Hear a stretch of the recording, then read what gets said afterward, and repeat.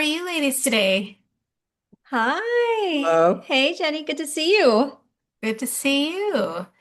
So welcome to an author conversation. Today we have Rory O'Neill Schmitt and her mother, Rosary O'Neill. Today we're going to talk about The Blood of the Baroness, which is a historical fiction novel, which is a little bit new for you too.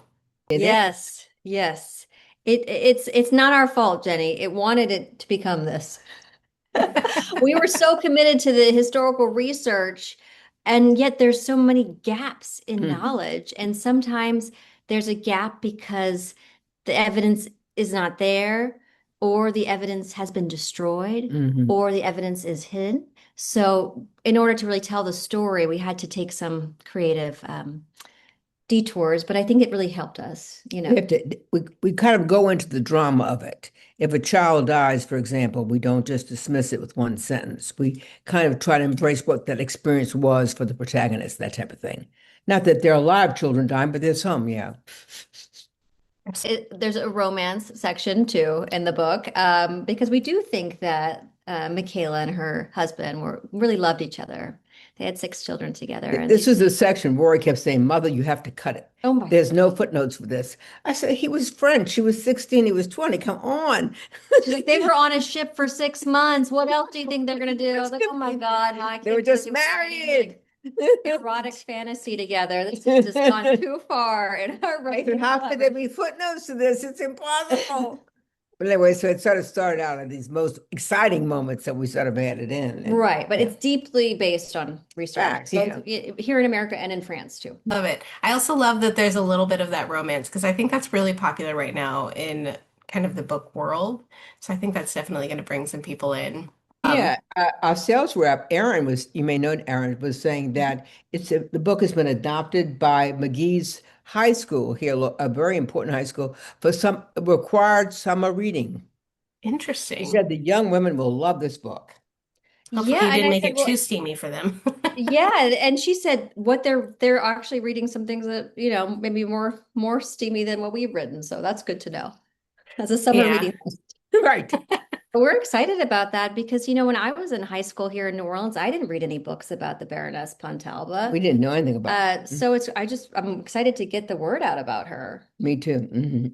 Yeah, so tell us a little bit about the book and about the Baroness and Baroness. I love that word. Don't you love that word? It just feels like, She wasn't uh, always a baroness. This was something that was handed down on the French side of the family that she married into. In other words, the French side, somebody named Napoleon Bonaparte, named one man of this Pontalba family who actually happened to be a kind of a monster, the uh, Baron, her who father-in-law. tried to kept killing her. But anyway, he got the title of Baron. And when he died after having tried to murder her, um, she became the Baroness, and her husband became the Baron. So it's an interesting title because it comes down from someone to her that tried to kill her a number of times. So that makes it But makes for a great book. There's just so yeah. much murder and lust. Yeah, I think that one of the elements too is Mom and I, we're focused on place-based storytelling. New Orleans, where we grew up, is our specialty. New Orleans is our muse, it's our home, forever home. Even though I don't live here anymore, I come back very frequently. And we found that telling a woman's story for us as women was felt really powerful and I don't know, inspiring. But what we're finding just from doing a couple book events these last 2 days is that the men are really interested in her story too. Like this idea of this woman, very wealthy, but once she was became married and she was really manipulated by her in-laws and sort of caged and controlled to give away her assets, and she refused.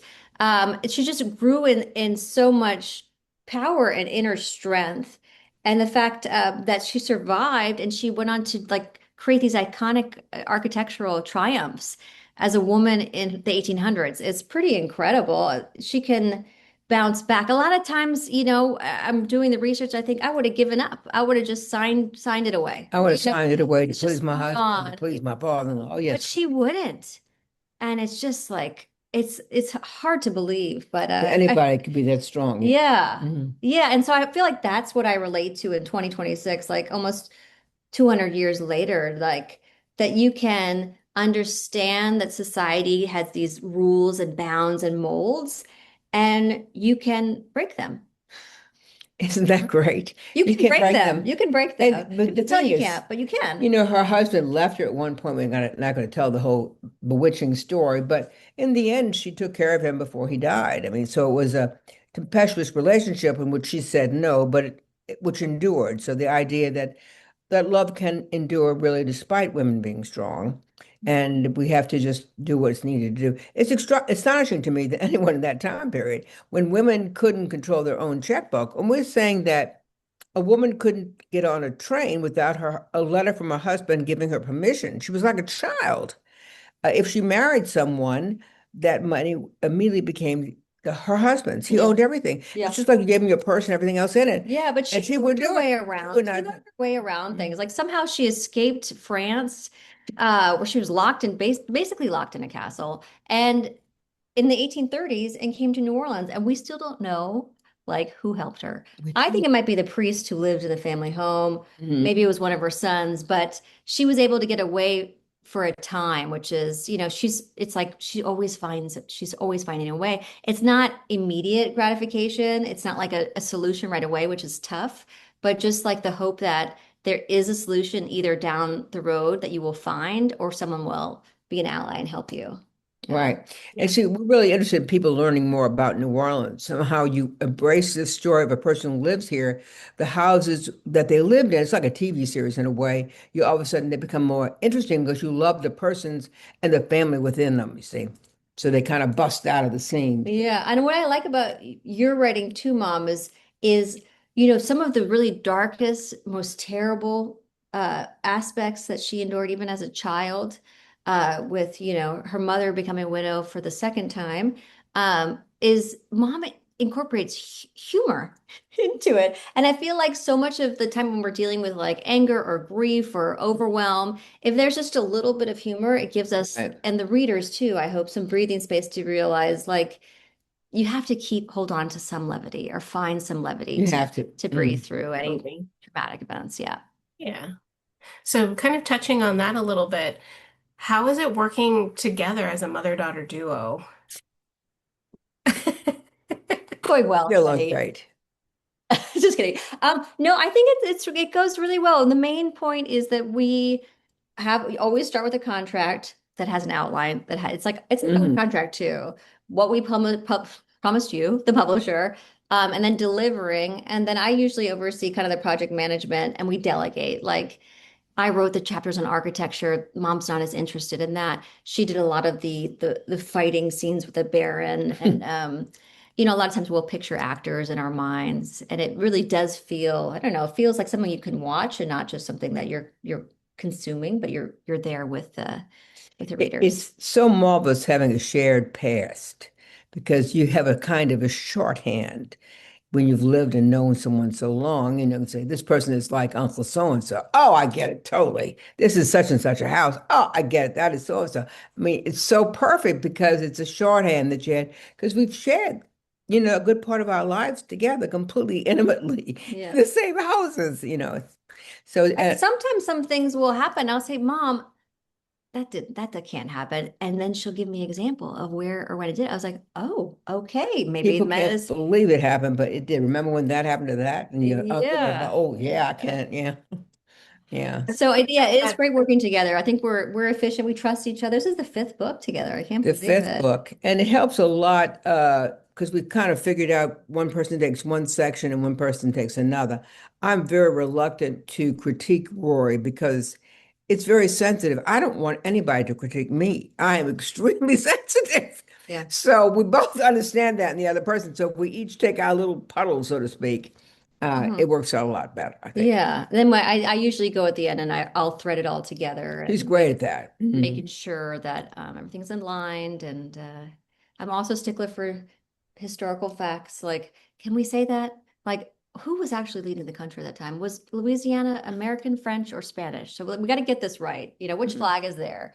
But we Right. also, in order to do that, we have like a timeline in the back of the book too, because there's just you don't want to give readers too much information. It gets You got to drag them distracting. down. You don't drag Right. them We're down. talking about this iconic woman who this wealthy heiress who was, controlled and shot 5 times and miraculously survived.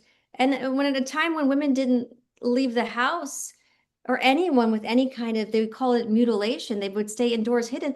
She was in pantaloons climbing a ladder in Jackson Square, building apartments, having her Mhm. portrait done. I mean, It's this amazing. woman, like a chutzpah or courage. It's just like, yes, and I feel like she just said yes. Mm. And also in her fierceness and her like aiming for excellence, she also deeply loved her children and she would do Yeah, her anything for her sons. 3 sons. So, um, I think the family today still, like Pierre, her great grandson, and also her great grandniece, Gail, they really respect and admire her, which is amazing.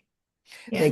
They clip everything out of the paper and they have a big bag that they gave to us of all the clippings from the paper that we could use in the book. It's like, oh no. Yes. Yeah, and a part of our like research process too is like let's look at what's been published before, start from there. And then let's find more information too, and let's find what's missing And and it what was could have missing. happened. I know. I don't know. Yeah. So, The relief, of course, is having the benediction of the Pontalba family. yes. Yes. Absolutely. That's I amazing. mean, they have one person who's deemed, and we've already met him twice, and I In once person. in person. She actually went to the murder room and counted the steps and how far each building was. She did all that planning, but he was very insistent upon reading the book before he wrote anything to support it. Yeah. So, Which is because great. Well, it's yeah, good. I wanted to know if I got something wrong or, we have to make sure we don't give away too many secrets. anyway, he's deemed the family historian. One Well, we person, love Pierre. Yeah. We met and so like once he said yes, everybody else said in yes. Zoom. We met with him for 2 years. One time, mom even interviewed him in French. I was like, wow, this is great. So we got very obsessed with the story, Jenny. Yeah, we did. It's And they amazing. love New Orleans. The French people over there, they're just crazy about New Orleans. Yeah. Yes. Oh, yeah. So I want to touch back on, you guys said that you imagine certain actors or people as your characters for this book. I want to know who we're imagining. Yes. Well, my brother, Hmm. mom's son, Yeah. Barrett O'Brien, is my creative collaborator. We actually, our first TV series came out on Apple TV just a couple months ago called The Long, Long Night. And he's such an incredible actor. Mhm. And he went MFA from Yale School of Drama. He's in plays and films and stuff. But like he can do kind of any piece. So sometimes when I was thinking about Celestine, I was thinking about a younger Barrett. Hmm. You know what I Oh, mean? yeah, yeah, yeah. And then sometimes when I thought about the Baron, I've seen Barrett kind of do these really fierce, uh, cruel people in a very believable way. And so he has all these levels. So I can picture him performing it, which helps a lot. Yeah. Well, we often will write to actors. Of course, it'd be great to get very, very famous actors if we could, Yeah. like Brooke Shield, who's sort of like to play the Baroness at the end of her life, and who can we think for a younger version? I Uh, don't know. Selena Gomez. okay, Selena Gomez. So I mean, it'd be great to get great stars. Yeah. In fact, all you need really is one star. You need. But yeah, I mean, we'll see. Wow, are you We ready to just film the movie? yes. We're ready to do the We're very open. movie. We've been the film is optioned by Maria Sikora Productions. It's already We out love there. working with her. She's an amazing actress as well as a producer. So we'll kind of just see. But we love the idea of it. The Baroness, her story like should never die. It should Mhm. continue with this book and with other stories. And you know, we're just happy to be part of the process. And it's an honor really to have that opportunity to be able to share that with people. Mhm. Absolutely. Was there anything like super fascinating or interesting that you didn't know before that you learned in the process of researching her? Well, yeah, I kind of hate to give away the plot, Don't give it away. Don't give it away. We have to keep some Keep some I would say the mystery. personal betrayals were pretty outrageous. That's all I can say. And then from a very specific point, which I didn't know when she was a young girl, when a person died, the attorneys would come in the next day and itemize all your everything you own. Like I itemize the bookcase and the little pictures on it, all that. That would be itemized next day for your heirs, whatever.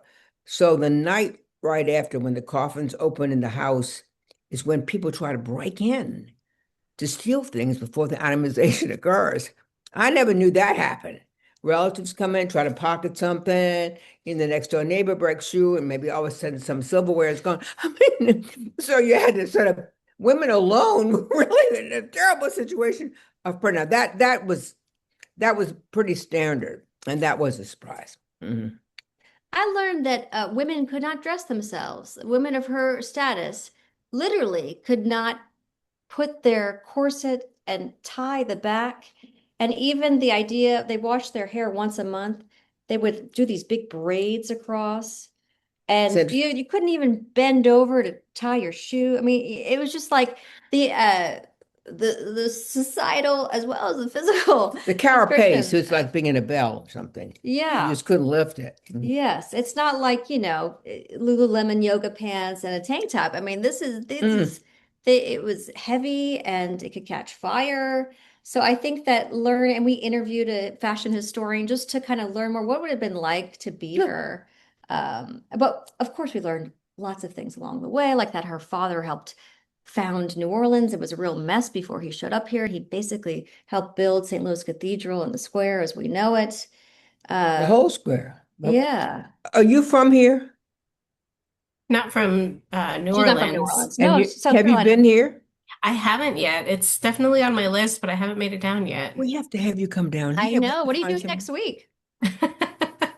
We did learn a lot. We did learn a lot, though, even about our hometown, which we think we should know.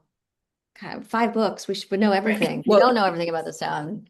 there's one central area called Jackson Square, which is right on the river, which is always in all the pictures. And there's a big cathedral behind it, St. Louis Cathedral. And her father and built the entire square. The one person, he was actually Spanish, could build an entire, and every time it got hit by a hurricane or five, he rebuilt it. She did the same thing. Yeah. And that to me was extraordinary that thanks to this man and his daughter, we still have that. Yeah. Mhm. So you'll see it when you come. Yeah. Yeah, absolutely. I'll add it to the list. So, how do you guys feel since you have written five? Is this number five or is this number six? This is number 5 together. That's it. Yeah. Since you've written up till now four nonfiction historical books, how is the research different? I don't think the research is any different. I think the storytelling is different. Hmm. Yeah. I think the research is really important, but it's about the story. And if people don't understand what you write, what's the point of writing? Or they'll turn the People, page. if people put it on a shelf and don't continue it, what's the point of writing? Hmm. And so I think for us, it was using all the facts, but telling in a way that felt alive to people right Hmm. now. And really pulling on the emotional aspects, not just of certain points of her life, but her entire life, Hmm. that many people still struggle with within their own families or relationships too. Yeah. So I, what else, what would you say how historical fiction was a little bit different for us? Well, I think that we kept to a thread of a story, like much like a TV series, you kind of keep to the stories, whereas in Kate Chopin and Degas and even Voodoo, we would have sections that were more descriptive of the town or descriptive of the situation. Yeah, so that the fiction didn't drive. But there were so many fascinating facts about this woman, and the story itself was so incredible that we just stayed with that story. And then Roy did a meticulous research interviews and this sort of thing, but they were all in a separate part. So in that way, we had the whole thread of the story running through. And I Mhm. think that the Ghost book helped launch that idea because, of course, the Ghost book is nonfiction, but that seems like a contradiction because the ghost, but I mean, I think ghosts are real, but I yes, think ghosts are real. But anyway, so the ghost but allowed us to go into that, if you will, that world of mystery, yes, I agree. and so that we felt a little bit more able to do it in this book.